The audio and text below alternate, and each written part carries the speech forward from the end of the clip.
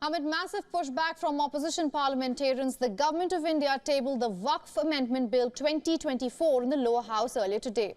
The legislation in question aims to reform the registration process for Waqf properties through a centralized portal. It also seeks to rename the existing Waqf Act of 1995 to the Unified Waqf Management, Empowerment, Efficiency and Development Act. Before we get into the politicking over the bill, let's find out what is Waqf. It pertains to properties that are designated exclusively for religious or charitable purposes in accordance with Islamic law. Interestingly, once a property is established as Waqf, it cannot be revoked. Once designated as Waqf, ownership is transferred from the person making the Waqf to Allah, making it irrevocable. Around 30 Waqf boards manage over 9 lakh acres of land, valued over $14.5 billion.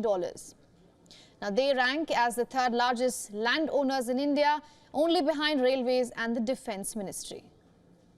The bill tabled by Union Minority Affairs Minister Kiren Rijiju proposes several significant reforms, and these include establishing a central Waqf Council alongside state Waqf boards with representation from Muslim, women and non-Muslims, with provisions to appoint 2 women to all state boards as well as to the Central Council.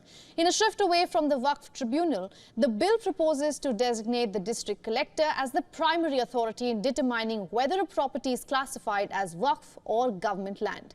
It also aims to grant the central government the authority to initiate audits of Waqf properties through auditors appointed by the Controller and Auditor General of India.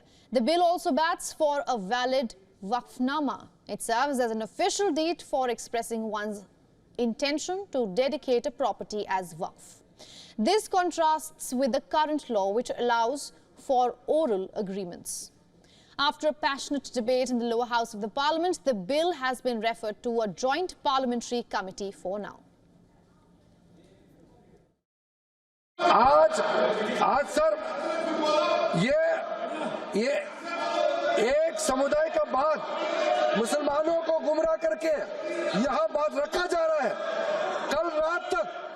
It is a grave attack on the basic structure of the Constitution as it violates the principle of judicial independence, separation of powers.